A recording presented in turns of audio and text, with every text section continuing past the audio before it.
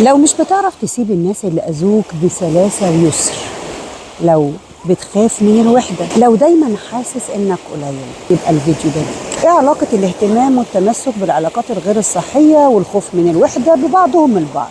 كله جاي يا صديقي في الفيديو، بس خليك معايا للآخر. الجوع للحب واحدة من أهم الاحتياجات النفسية اللي كلنا بنحتاجها، واللي بتخلي الإنسان أحيانا بيتصرف تصرفات تبدو إنها خارج عن السيطرة. وبقول تبدو خارج عن السيطرة علشان هفهمك ليه بعد شوية إنها تبدو وكأنها خارج عن السيطرة، وزي ما يكون حد بيزقه عليها. الجوع للحب لفظ مش علمي خالص، ولكن هو مصطلح لوصف حالة من الحرمان العاطفي القوية جدا جدا، ومن كتر تكراره بقى شائع في الأوساط النفسية. نيجي ونقول إيه اللي حصل عشان الشخص يبقى عنده جوع للحب. أول حاجة الإساءات اللي بتحصل للشخص وهو صغير في الطفولة. تاني حاجة الحرمان العاطفي. ثالث حاجة العلاقات اللي فيها إهمال أو إساءة للطفل وهو صغير. رابع حاجة قلة التفاعل الاجتماعي للشخص وهو صغير. خامس حاجة فقدان شخص عزيز في الطفولة أو التعرض للعنف. شكله إيه الجوع للحب ده؟ أول حاجة الاهتمام. شخص عاوز اهتمام طول الوقت محتاج يبقى متفوكس عليه، طول الوقت محتاج حد يطبطب، طول الوقت محتاج حد يشجع ويضمد ويطبطب ويحب ويحضن ويبوس وكل الحاجات دي. أول حاجة محتاج إنك تعترف عزيزي إنك أنت عندك مشكلة كبيرة جدا اسمها الجوع للحب، اسمها مشاعر غير صحية للحب. تاني حاجة محتاج إنه تبقى عارف قيمتك كويس قوي، محتاج يبقى عندك ثقة بنفسك كبيرة جدا، ومحتاج تعرف قيمتك بدون ما تحتاج تدفع بالمقابل لأي حد أو حتى تعتمد على قبول اللي حواليك ليك. ثالث حاجة محتاج يبقى ليك علاقات صحية باللي حواليك، وصحية مش بقول علاقات مرضية أو علاقة تداري الجوع اللي جواك، علاقة صحية باللي حواليك. مهم جدا تبقى حاطط في المايند سيت بتاعك انك انت عندك مشكلة اسمها التعلق بالاطراف اللي حواليك، وبان عندك استعداد انك تدي بفيض علشان تاخد من اللي حواليك.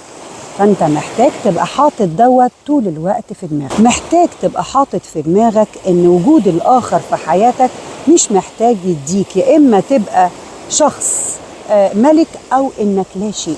محتاج تحط نفسك في مكانها. رابع حاجة محتاج تقول لأ، حط حدود لنفسك، خلي دايما عندك مبادئ وما تتنزلش أبدا عنها. محتاج لو انت مش قادر تفرمل نفسك أو مش قادر تفهم نفسك كفاية أو حاسس بمشكلة في قيمتك أو عندك مشكلة في ثقتك بنفسك، محتاج تروح لمعالج أو تروح لحد يساعدك.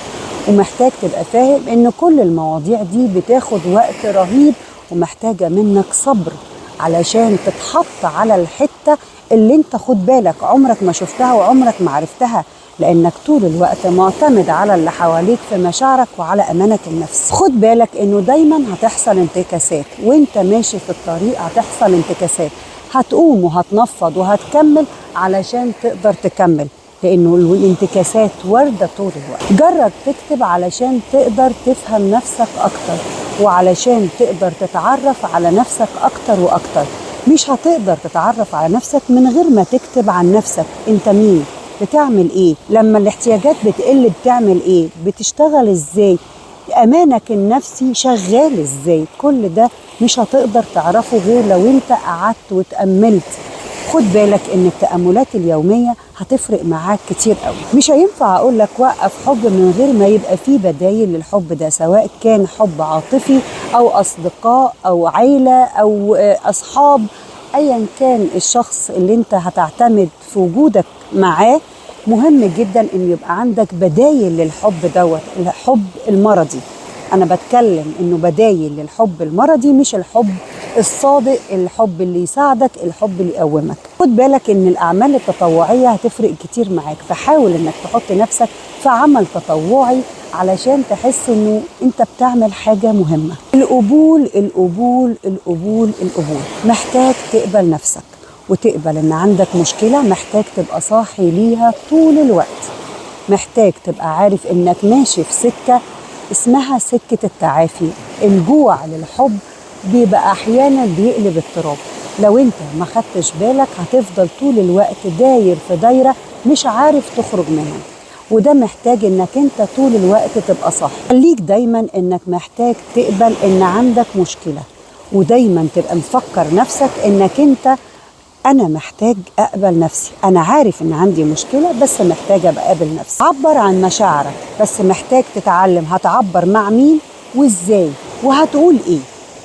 مهم جدا تبقى عارف انت هتعبر لمين عن مشاعرك دي. اخر حاجة، سامح نفسك على اخطاء الماضي لانك مش هتعرف ترجعه. فسامح نفسك زي ما انت محتاج تقبل نفسك ان عندك مشكلة، برضو محتاج تسامح نفسك. اتعهد لنفسك انك دايما هتبقى صاحي. الجوع للحب مش في ايدك، وانه مشكلته الاساسية لما حصلت ما كانتش ايدك، بس الغريبة انه حله في ايدك انت. شوية تعب ومجهود هتقدر تكمل. سلام، اشوفك الحلقة اللي